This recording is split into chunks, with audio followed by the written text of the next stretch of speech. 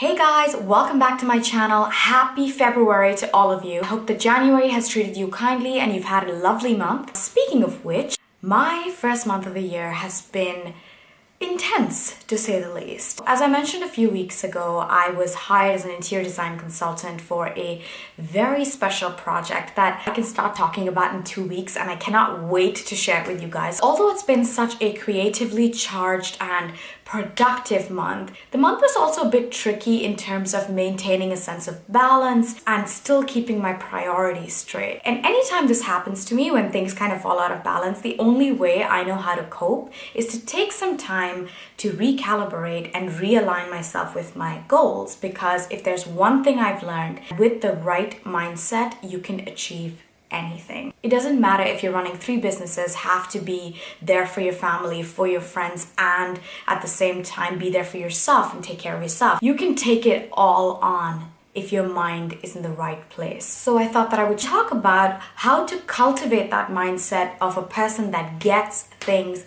done. No excuses. Here we go.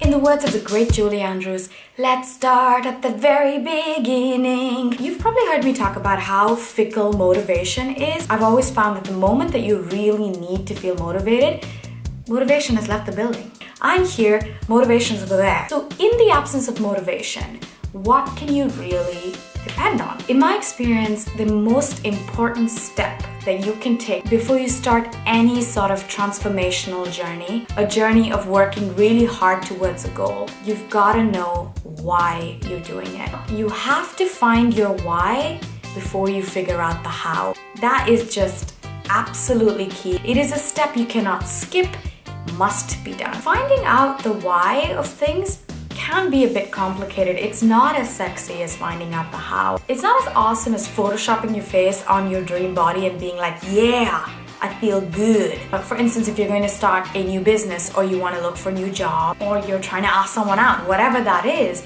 figuring out how you're going to go about doing that is very exciting, because you get to make lists, brainstorm with people. The feeling before you start a new chapter is electric. It's something that's so addictive. So it is far more exciting to think about the how than to focus on the why. This is the perfect time in the vlog for an example. Relating this back to my weight loss journey, I really had to take the time in the beginning to ask myself, why do you really want to lose this weight? And I've had so many answers for it over the years, but somehow none of those insights were good enough to keep me on track. So I had to go deeper to find those reasons that maybe I didn't want to face at a particular time in my life. I wasn't ready to think about it on such a deep level, or to dig up emotions that I was trying to avoid for so long, but I had to do it. Whether that meant going back to journals that I've kept for years and finding the patterns within my own behavior, whether that was accepting some of the more difficult things that I'd experienced as a kid that I hadn't spoken about for a long time, or seeking professional help to deal with some of those issues and some of those emotions that came up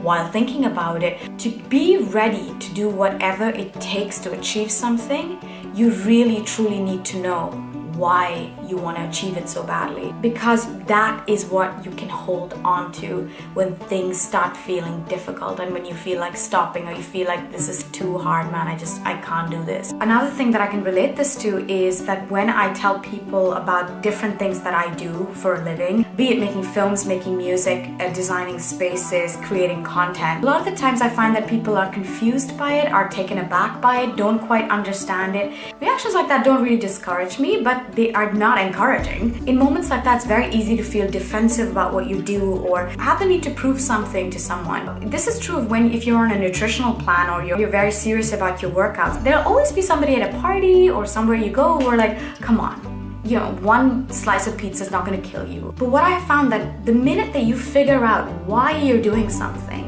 there's such a quiet confidence in it. You no longer feel like you have to defend yourself or be like, listen, I'm on this very important nutrition plan and I cannot. There's no room for that anymore. The more comfortable you are with your own choices, decisions, the more comfortable people get with that as well. It is a win-win to find out why you want to do something and really internalize that. Which brings me to my next point, which is create a goal card. Ever since The Secret came out, everybody knows what a vision board is, and even if they don't completely agree with it, kind of understand, the power of visualization is all about the law of attraction and all of that. But what I want to share with you is not something that has anything to do with powers outside of you. So what is this goal card you speak of?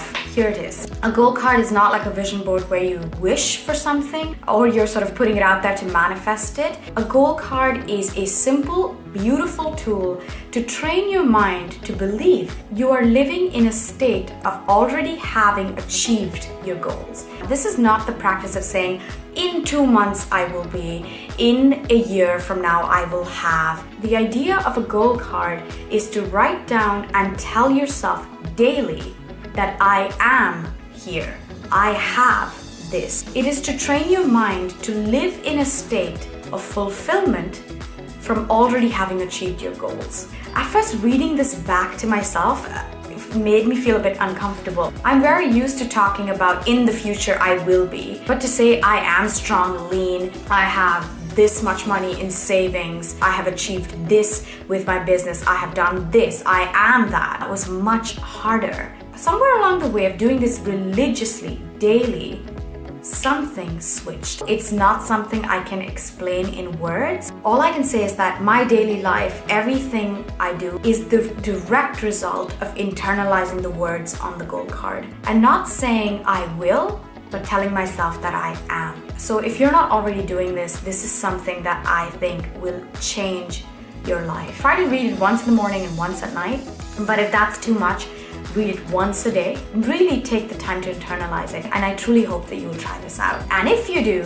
tell me how that goes. So, a needle pulling thread. You figured out your why. You've created a goal card that empowers you daily. What are some more things that you can do to cultivate the mindset of someone who gets things done? This is going to sound a little anticlimactic, but those little things that you can do to further cultivate that mindset is something that's really up to you. But in the interest of making this vlog as full of value as I possibly can, I thought that I could share with you some of the other things that I have been doing that help me to stay in peak state, as the amazing Tony Robbins would say. I try to work in at least 15 minutes and a maximum of 40 to 45 minutes daily for what I like to call thinking time. I prefer to do this first thing in the morning, so it really primes me for my day and it gets me in the right headspace. It ends up being a nice brisk walk around the neighborhood, not like a crazy power walk, but a good pace that leaves me feeling energized. I'll curate my podcast for the walk the night before